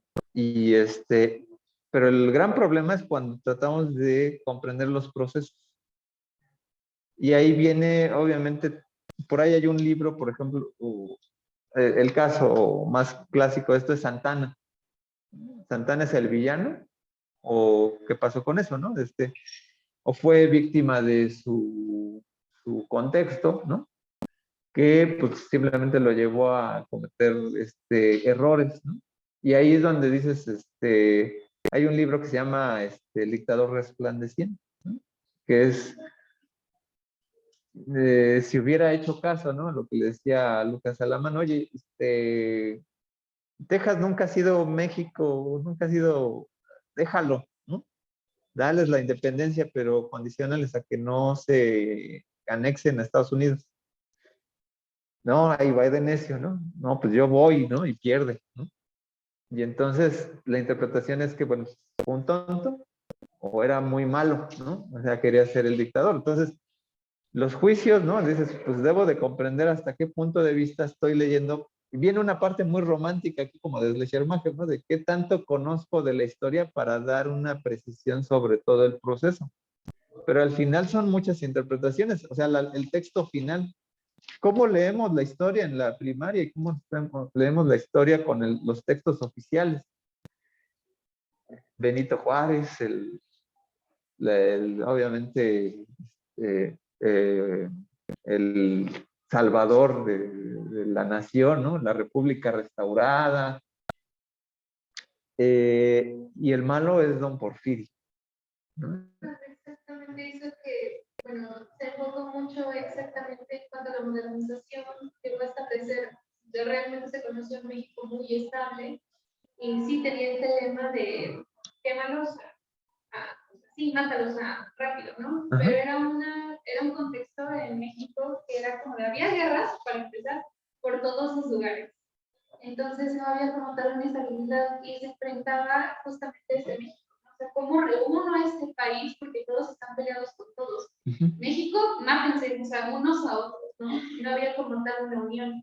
Y muchos dirán, bueno, pero es que mató a algunas etnias que estaban ahí justamente. Y eso no es bueno. Sí, pero realmente existían los derechos humanos en entonces. Y también viene junto con todo el contexto, ¿no? De cómo venía México.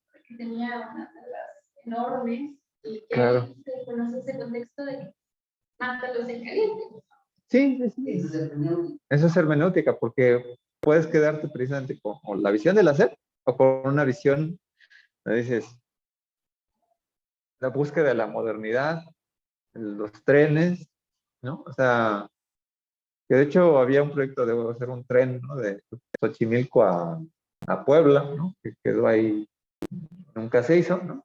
Y que, bueno, a lo mejor luego, alguien luego se les va a ocurrir retomarlo, pero de alguna manera, o sea,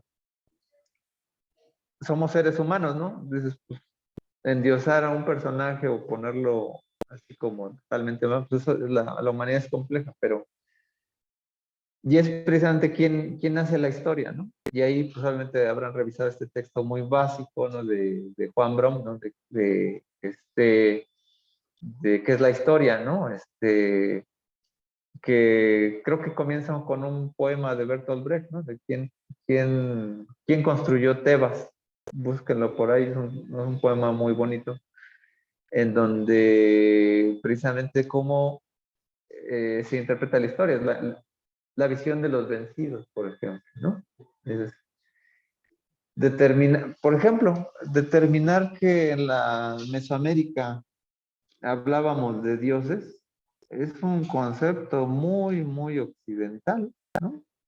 O sea, ¿cómo puedes decir que, por ejemplo, bueno, hace poco un colega, ¿no? Hablaba mucho de la palabra teos, ¿no?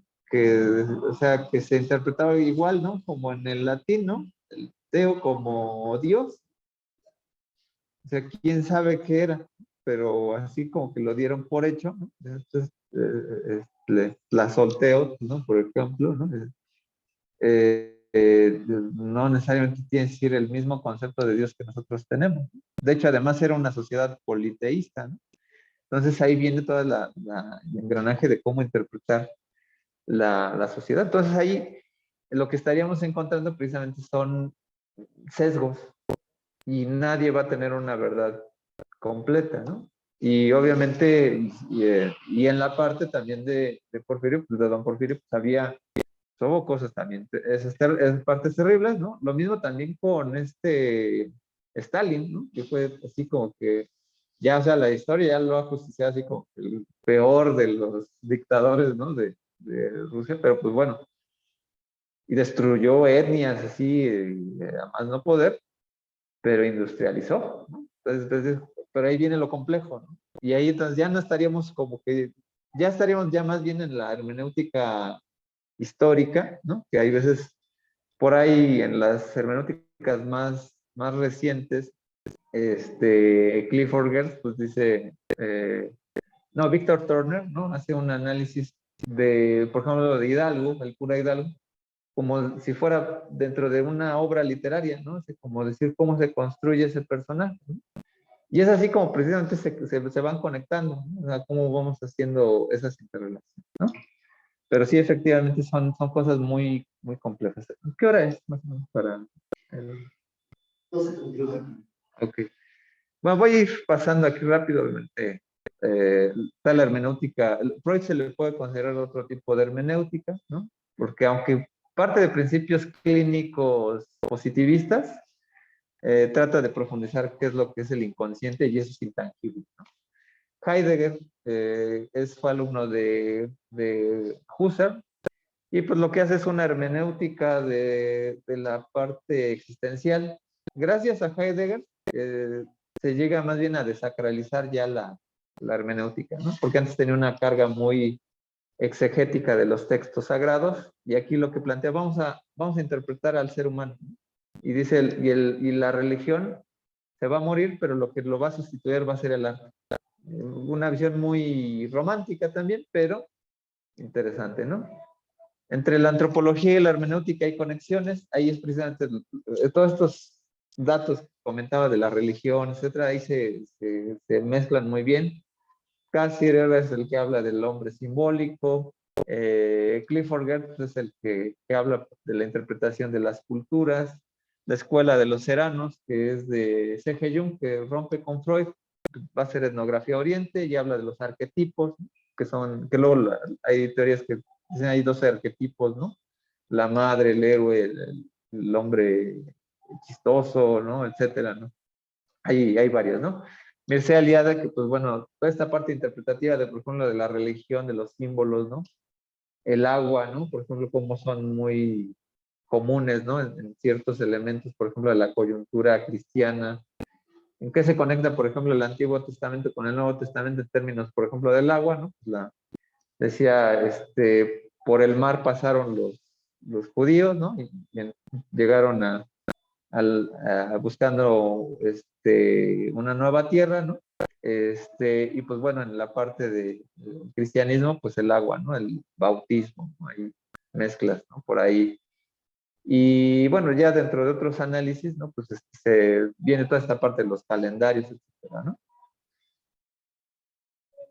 Este autor sí lo menciona por ahí los textos, ¿no? Sobre todo Nadal, ¿no? Que es el postestructuralismo, que es Paul Ricoeur, ¿no? Que es una hermenéutica de la distancia, y que nos establecería, pues, por ejemplo, cómo, sí, bueno, aquí casi no se ve si no lo revisan la grabación, ¿no? Pero ahí dice hermenéutica de la distancia y la recepción.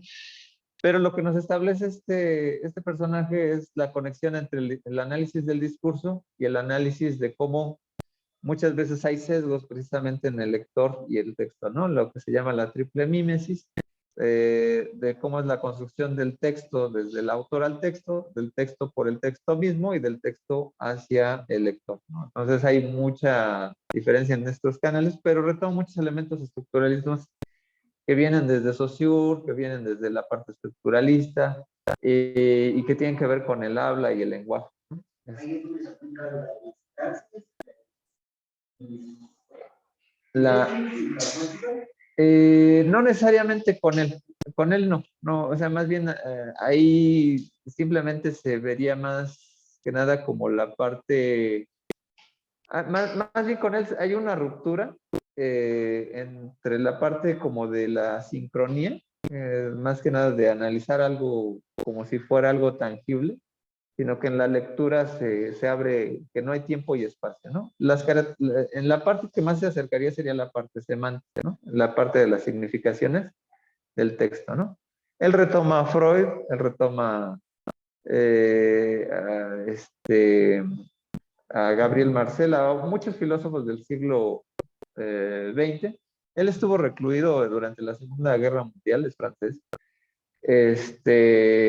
estuvo en la cárcel como parte de lo que fue la ocupación alemana, y obviamente pues ya después pues fue un catedrático muy importante en la Sorbonne. A él le tocó la mala fortuna de ser rector durante el 68 ahí, entonces pues, imagínense ahí teniendo la autoridad, etcétera, pues bueno, le tocó creo que esa mala fortuna, y pues bueno, y por el otro lado estaba ahí Foucault y con de Grilloso, ¿no? Pero la cuestión interesante de esto es que sus textos han trascendido más, bueno, más allá de la cuestión como estructuralista, por la parte de que lo que buscamos en un texto es buscarle el sentido.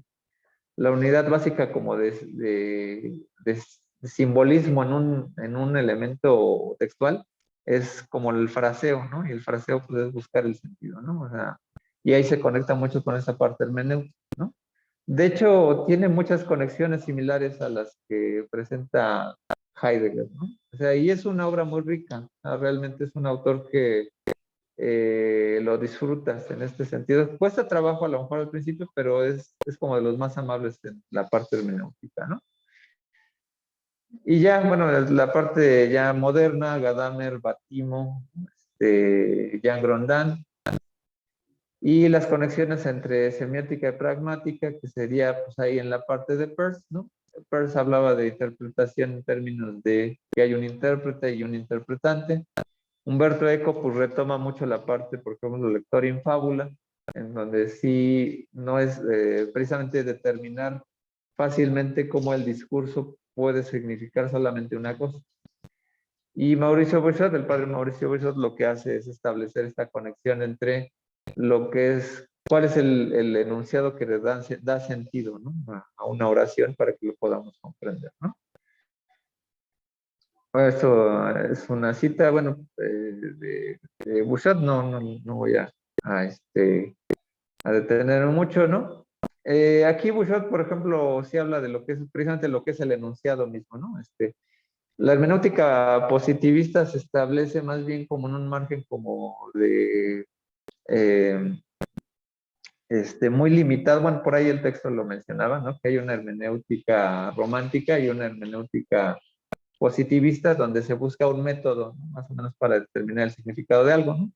En el caso de Bouchet, ¿no? Si, llegar a la parte romántica, ¿no? De tipo Schleiermacher es precisamente que es a través del caso donde nosotros sometemos la intervención de cómo interpretamos las cosas, ¿no? Por ejemplo, si digo el gato come croquetas, más o menos debo tener la idea de que se refiere a un animal. O sea, tiene un contexto, ¿no? Y ahí viene un términos que vienen de la lógica, ¿no? Que es lo unívoco, lo equívoco y lo analógico, ¿no?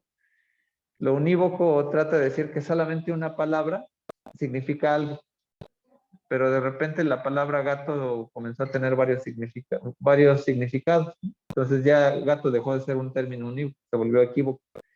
Y lo equívoco, pues bueno, ya que tiene dos significados, en la poesía, aunque uses las mismas palabras comúnmente, por un efecto retórico es como analogía, ¿no? Es decir, si yo le digo a una persona, es que está radiante hoy, quiero decir que te ves muy bien, ¿no? Pero no le digo que está sacando luz, ¿no? No tiene un efecto fotónico ahí alrededor, ¿no? Entonces, a través de lo analógico se puede comprender el discurso del mensaje, cuál es el sentido, ¿no? Entonces, por ahí es donde se aplica esto, ¿no? Y pues, bueno, llegando a la parte pragmática, ¿no? Pues tiene otra construcción, ¿no? El sujeto y el conocimiento en los siglos del 17 al 19, ¿no? Vienen los movimientos de Estado-Nación, ¿no? En Europa, ¿no? Que van a determinando cómo es el sujeto, ¿no? Dentro de la sociedad contemporánea, bueno, la sociedad moderna, ¿no? La ruptura con el Estado-Iglesia, etcétera. Emmanuel Kant tiene una importancia dentro de la filosofía en donde el sujeto va construyendo la realidad, o sea, no solamente la realidad existe en sí misma, sino que el sujeto es quien la conoce. Hegel, pues obviamente también es parte de esta condición del sujeto como mediación. Feuerbach y Marx, ¿no? Todos los otros personajes que enarbolan precisamente al sujeto, ¿no? El deseo, ¿no? De la ansiaba tesis de Feuerbach, ¿no? Transformar el mundo, etcétera, ¿no? Schopenhauer, ¿no? Pues obviamente que es el maestro de Husserl, ¿no? Digo, de Nietzsche, perdón, plantea el sentido de que todo es cómo lidiamos entre el sujeto y la voluntad frente a cuestiones predeterminadas, ¿no? O sea, el mundo es sufrimiento, etcétera, y tú tienes que ver cómo le haces como para sobrevivir, ¿no? Kierkegaard, pues bueno, ya se acerca más a una interpretación existencialista, pero de alguna manera esta vinculación entre la acción humana, como pensar en que el sujeto puede transformar el mundo, es importante, ¿no? Y en toda esta parte del pragmatismo, digo, no se ve luego muy bien, pero bueno, se establece ya como corriente filosófica en Estados Unidos, ¿no? Y que, bueno, de alguna manera se aterriza muchas veces en un análisis psicológico, ¿no? Social, debido a que de acuerdo a tu conducta, ¿no? O de acuerdo a cómo estableciste tu conducta en tus primeros años, pues vas a tener una repercusión en tus acciones a lo largo de tu vida.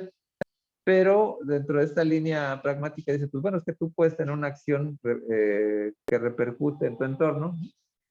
Y pues bueno, ahí Peirce establece mucho esta condición como de la idea, ¿no? Primero viene la idea, la hipótesis, y luego cambias o aterrizas eso, ¿no? Aquí quien se lleva el crédito, lo había comentado la sesión pasada, ¿no? Es precisamente determinar, ¿no?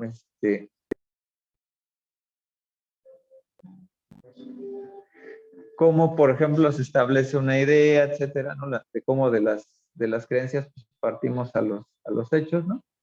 Bueno, aquí viene todo este paréntesis, ¿no? De lo que es los universales, los equívocos y los análogos, ¿no? Una tiene que ver los universales como una parte como de la deducción.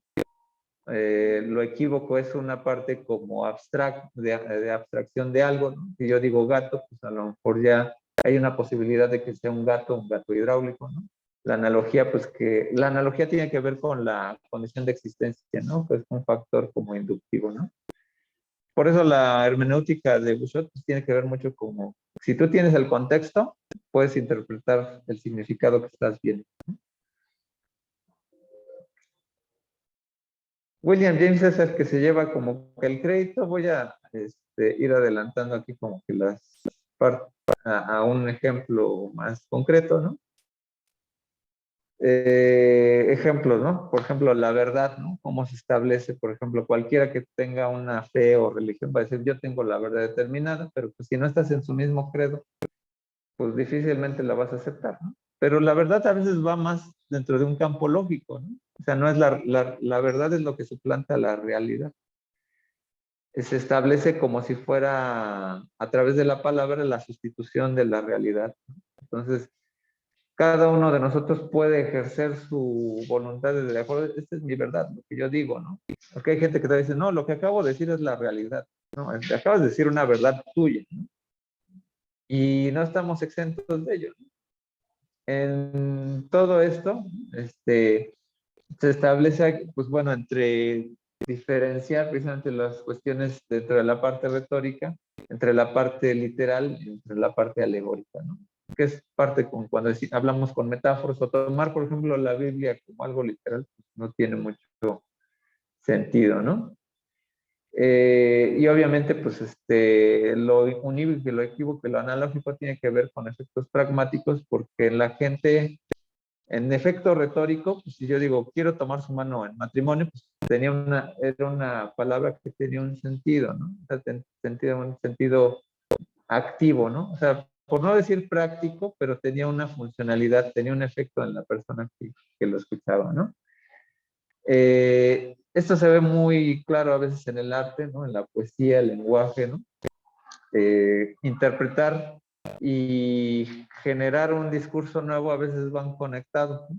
Un hermeneuta, pues, su búsqueda es nada más describir el contexto o interpretar, pero hay muchos hermeneutas que a través de su interpretación generan cosas nuevas. De hecho, es como inmanente, o sea, si yo voy a hacer una investigación, doy una interpretación, pero acabas de crear un libro. Entonces, por eso se conecta y te va a tener un efecto, ¿no? O sea, por ejemplo, una interpretación diferente de la religión va a conectar pragmáticamente con la gente.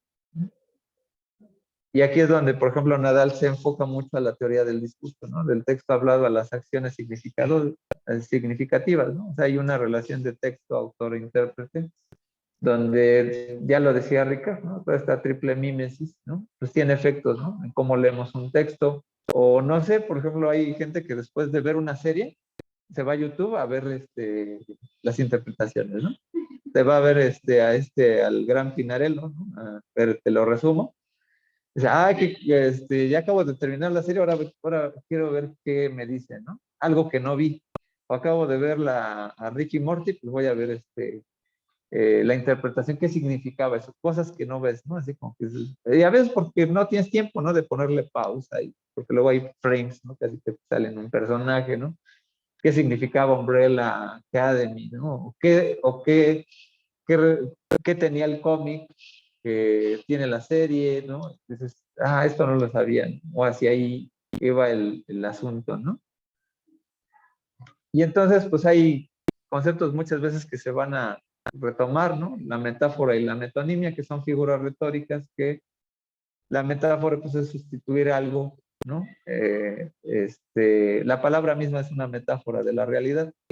Y la metonimia es una sustitución de algo por contigüidad. Una metonimia es, por ejemplo, una vacuna o la quesadilla de queso, que se vuelve una... se usa tanto la palabra que ya puedes usarlo para otra cosa, ¿no? Y la metáfora, pues a veces, la metáfora es pues, para sustituir cosas, ¿no? Miren, está sentado en el trono, que puede ser así como está haciendo del baño o realmente o tomó el báculo del poder, ¿no? Pero viene toda esta relación. Que bueno, los albures mexicanos, la mitad son calambures y la otra mitad son metáforas. También son sustituciones, ¿no? Y ya para ir cerrando esta parte, ¿no? Esto tiene que ver con toda la ontología del ser, ¿no? Ya son más otros ejemplos, pero sí me quiero detener ya nada más en el último, nada más para, cuando se plantea, ¿no? Si existieron ellos, ¿no? Por ahí tenemos a Sócrates, ¿no? A Chuchito, ¿no? Tenemos a ¿cómo se llama? El de la tilma de la Virgen, San Juan Diego. Puse ahí al cura Hidalgo porque no tenemos una fotografía del cura Hidalgo. O sea, solamente es una construcción de hubo un personaje padre de la patria y un extraterrestre. O sea, que es así como decir, existen o no los extraterrestres y hasta los pintan, así, etcétera, ¿no? Si fuéramos positivistas, o sea, tendríamos que verificar, pero dentro de la parte hermenéutica importa el texto o la verdad sobre eso. O sea, si Sócrates no existió es maravilloso porque es una idea. Si Jesús no existió es maravilloso porque ¿qué es lo que dice la doctrina? Cualquiera de nosotros es Jesús. Jesús vive en ti porque es verbo, es una acción, tú eres, bueno, no pensando en, o sea, Arjona, ¿no? Jesús es verbo. Grandes descubrimientos, en fin, cualquiera de nosotros actúa y vive, es alguien que vive la vida, eres un verbo, ¿no? Es la vida, ¿no?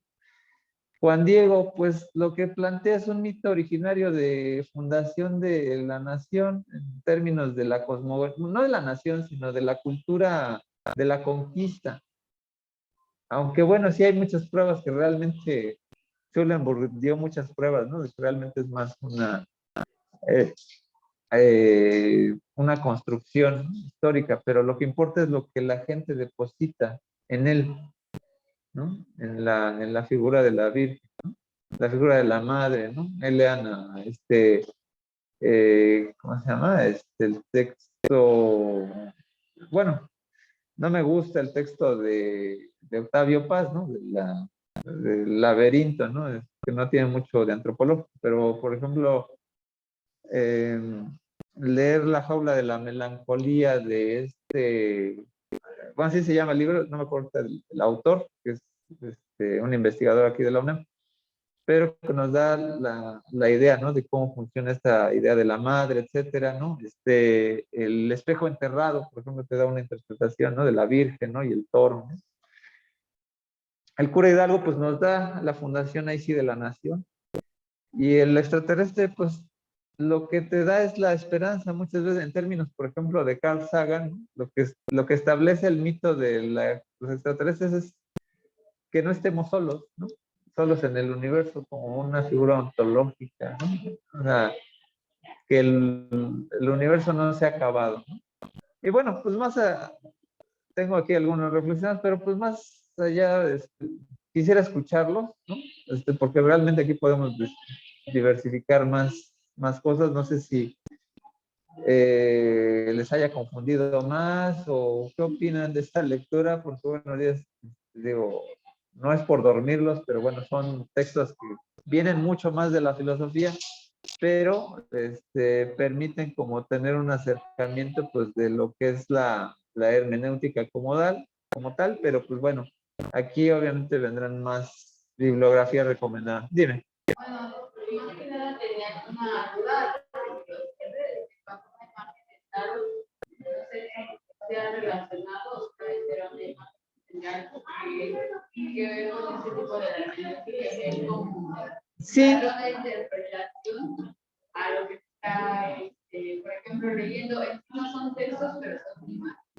Sí, o sea, lo del tarot lo había puesto precisamente porque alguien que haya sido curioso y que haya ido a alguna lectura de tarot, pues, en realidad el tarot se mezcla más con el psicoanálisis, porque lo importante no es lo que te digan de tu futuro, sino tú cómo reaccionas ante que te digan vas a tener dinero o vas a tener amor, ¿no? por lo regular las personas que van al tarot es porque tienen un problema de salud, problema de pareja, un problema de trabajo, si son situaciones de crisis. Lo que nos diría, por ejemplo, una lectura profunda del psicoanálisis, ¿no? Sobre el tarot sería, ¿por qué te afecta esto? ¿Por qué te afecta o por qué tienes la necesidad de preguntar estas cosas a una serie de cartas, ¿no? De encontrar una respuesta que tú no puedes dar. Y que las primeras 10 cartas del tarot lo que nos dan a entender son elementos que son más, son arquetipos de la realidad circundante, ¿no? El primero es el mago, la segunda es la sacerdotisa. La sacerdotisa se conecta mucho con la Virgen, ¿no? Con la figura de la madre, etcétera. El mago es como es el neurótico, el que no, porque además creo que la silla, creo que tiene por ahí, tiene 3 pies, nada más, ¿no? Y es generar, es un poco esa figura de tratar de arreglar el mundo culpando a los demás, etcétera, ¿no? Hay otras cartas, ¿no? La 7 creo que son las 2 riendas, ¿no? Que es una figura mítica entre el bien y el mal, que viene incluso desde desde uno de los diálogos de Platón, que habla sobre esta condición entre el caballo que es el mundano y el caballo del espíritu, y uno determina si va a la idea o al mundo terreno, ¿no? Pero creo que era el Tectetes, o no me acuerdo cómo se llamaba el diálogo, pero bueno, al final de esto pues se aplica, ¿no? Porque hay una interpretación, pero hay una afectación funcional, hay una repercusión en que esto activa tu vida, ¿no? O sea, la gente que le dice, no, es que ya te viene un mes bueno, una lectura superficial, pues se sube, ¿no? O sea, va bien, ¿no? A lo mejor nada más le dura 2 días, ¿no? Pero le va a durar 2 días si no hace el análisis psicológico de decir, ¿realmente necesito eso para sentirme bien? Que es el mismo efecto que cuando te vas a confesar, ¿eh? Realmente la confesión es, yo te absuelvo de tus pecados y se acabó. No te dice vuelve a pecar, pero lo vas a hacer porque no has cambiado funcionalmente. O sea, si no has introyectado a lo mejor una filosofía atomista de decir de dónde viene el dolor y de dónde viene toda esta dimensión de la existencia, porque hay 2 elementos fisiológicos que nos determinan nuestra condición de existir, el dolor y el placer. Esos son los 2 elementos señales que dicen, ah, estás vivo, ¿no? Si te despiertas y tienes un dolor es porque es un sentido de emergencia, ¿no? Son elementos que determinan nuestra condición existencial orgánica, ¿no? Ya reinterpretarlos, ¿no? A través de la razón es que dices, pues bueno, no debo tener exceso, ¿no? O sea, lo que buscamos son placeres parciales, nunca buscamos placeres totales. El placer total te puede llevar a la muerte, ¿no? O sea, una persona, un hombre que quiera tener mucha erección, le puede dar un paro cardíaco, ¿no? Cuando, en muchos casos, digo, a veces toman la píldora, ¿no? Pero aún así, es problema de circulación. No puedes comer todo, porque te va a doler la panza, ¿no? Entonces, y es precisamente de la racionalidad, es ver qué efecto tiene esto, ¿no? Digo, tenía muchos ejemplos, me disipé mucho en algunas otras cosas, pero pues bueno, son modos de explicar el mundo, ¿sí? ¿Cómo le llamo para el primer texto? El segundo,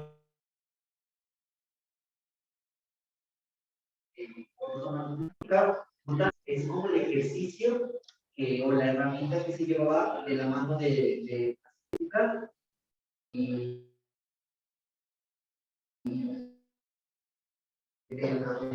el lenguaje.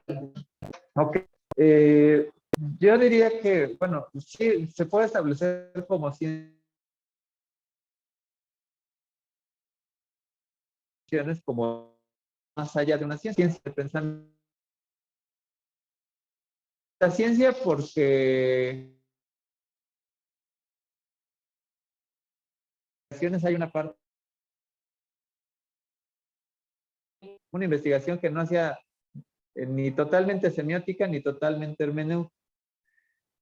Semiótica porque pues al final lo aterrizas con palabras concretas y en esquemas y analíticos, ¿no?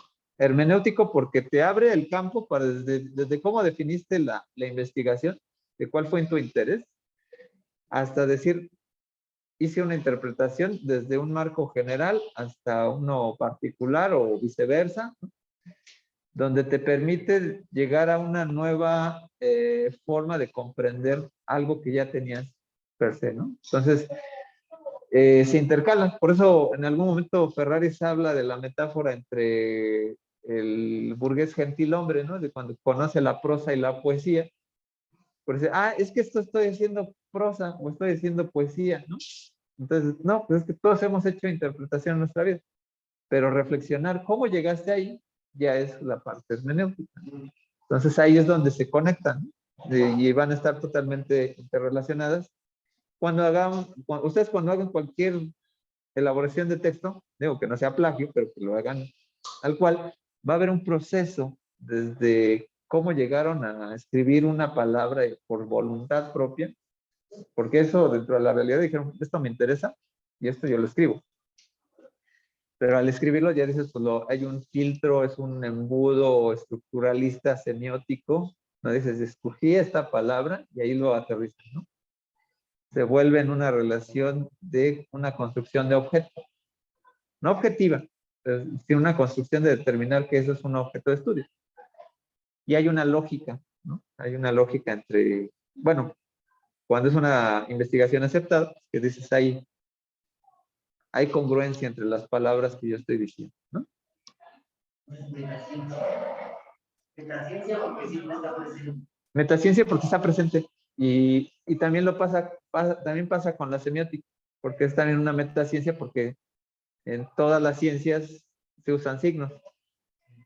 Y en todas las ciencias se hace una interpretación de algo, ¿no? Bien, pues no sé, ¿alguna otra duda, pregunta? A mí me recuerda más que nada, por ejemplo, al oráculo, ya que lo mencionaba ahí en Grecia, al oráculo de Delfos, en donde no me acuerdo qué personaje fue, y fue a consultar al oráculo de Delfos, ¿no? Porque era como el más asertivo, que nunca se equivocaba, y en sí se mantiene la idea de que el oráculo nunca se equivoca, de que pudiste haber malinterpretado mucho la situación, entonces un personaje va y va a consultar al oráculo, ¿no? Y le dice, oye, ¿qué onda? ¿Qué quiero ir con la guerra con mis amigos persas? Entonces le dicen, si lo haces, vas a acabar con un gran reinado, por así decirlo. Entonces, bueno, con permiso. Se va a la guerra y pierde. Y ahí es cuando él cae en cuenta y dice, ya entendí, era yo. Era yo, no, sí. no iba.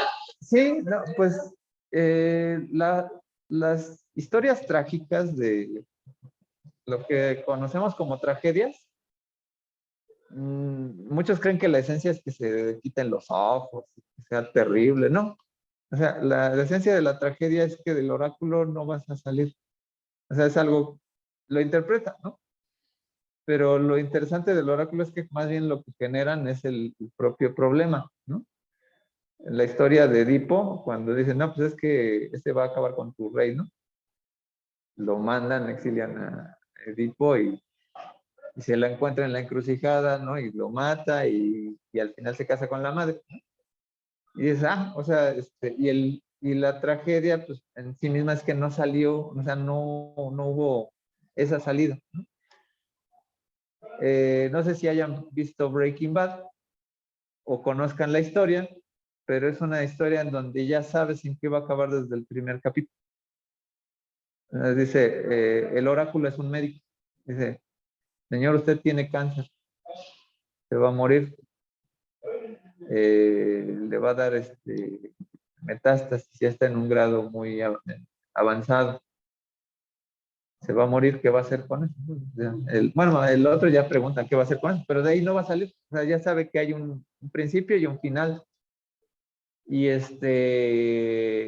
Y sí, o sea, también hay una interpretación, pero ya lo que nos presenta ahí es la historia de una tragicomedia, ¿no? Porque es de un personaje así como que relax, ¿no? Bueno, es más trágica, ¿no? La de Saul Goodman, la de Better Call Saul, sí es como una tragicomedia, pero en este caso lo que se sitúa es que el camino va a ser ya finito ahí, y lo que nos presenta las tragedias griegas es eso, o sea, eso va a pasar. Entonces tú de morboso nada más estás viendo Y me cómo, parece como interesante porque el personaje estaba pensando y él interpretó, ¿no? Ah, bueno, ya me hice de este reino. Y después llega y es como de malinterpretaste, ¿no? claro, Como de, puede ser que lo que estés leyendo y cómo va la construcción del personaje sea lo que va a pasar o sea completamente lo opuesto. claro, sí, o sea, es que es como una programación, ¿no? Es como, dice, que de hecho tiene mucho también de pragmatismo, ¿eh? Porque también si el efecto, o sea, no es tanto lo que te dicen, sino lo que genera en ti. Volvemos al tarot, o sea, vas a tener mucho trabajo, vas a tener mucho dinero, pero le vas a tener que echar ganas para que eso conduzca, ¿no? Es como muy lógico, ¿no? Entonces, y nosotros ahí estás en el jale diario, y estás, oh, pues sí, llegó el aguinaldo y me fue bien, o sea, tenía razón, ¿no? Entonces hay como una programación, entonces ahí, y es interesante porque pues, al final es lenguaje, o sea, a través del lenguaje fue como construyes, lenguaje y pensamiento se conectan, entonces no hay que perder eso, o sea, la idea se construye a partir del lenguaje a través de la idea, conecta el lenguaje, ¿no? Entonces son esas dos partes, ¿no? Entonces, yo ya estaba predeterminado a pensar eso con palabras o tuvo que existir alguien que me lo dijera para que yo actuara en consecuencia. O sea, además hay gente que luego hace lo que quiere, nada más está esperando que, es que me lo dijo el psicólogo. Ah, y pues dices, raramente el psicólogo te va a decir qué hacer. Siempre le echan la culpa al psicólogo o al sacerdote o al tarotista, ¿no? O al druida, quien vaya, ¿no? Pero hay un efecto así como decir, pues, no, estoy buscando un justificando, pero tu identidad ya la habías construido antes, ¿no? Ahí vienen los conceptos de la verdad, de la aletheia y la dianoia de Heidegger, ¿no? Que son dos formas de ver la verdad, ¿no? De cómo construyes tu concepto de verdad. Entonces, cualquiera de nosotros, pues dice, pues es como esta parte del destino manifiesto también en Freud. O sea, la infancia es destino. O sea, cómo construiste tu sujeto en tus primeros 8 años de edad va a determinar cómo vas a ser en el futuro, ¿no? Entonces, eh, y que bueno, pueden haber afectaciones orgánicas, sí, pero la parte psicológica, sí pueden haber cosas que si no construiste bien dónde hacer las cosas, o no sé, la etapa oral, anal y fálica, si esas dos construcciones más o menos determinan la personalidad de una persona, ¿no? Si es un neurótico, un obsesivo, un perverso, ¿no? Una parte positivista te da un margen, ¿no? Como diría Gilbert Durand, que es una hermenéutica reductiva, ¿no? Porque tratas de decir, a través de este método voy a llegar a algo, ¿no? Entonces también hay como que hay una búsqueda, ¿no? O sea, sí hay una búsqueda de decir, podemos hacer ciencia con esto, pero no es el efecto necesario, ¿no? Sí se llega eso sí, no hay que perder de vista. La hermenéutica genera un conocimiento. No quiere decir que sea cientificista o sea científico, pero sí genera un conocimiento, ¿vale? Bueno, no sé, dudas, ya para no dilatarlos más, ya es la última clase del día. Entonces, nos vemos en 15 días. Esperamos que ahora no tuve interrupciones, funcionó, espero que se haya grabado el audio. Pueden revisar el material para que vean bien la presentación. Y si no, pues de todas maneras, ahí ya estoy actualizando ya ahorita ya la página. Denme paciencia con los trabajos pendientes. Y pues bueno, cualquier cosa, pues estamos en contacto. ¿Sale? Gracias.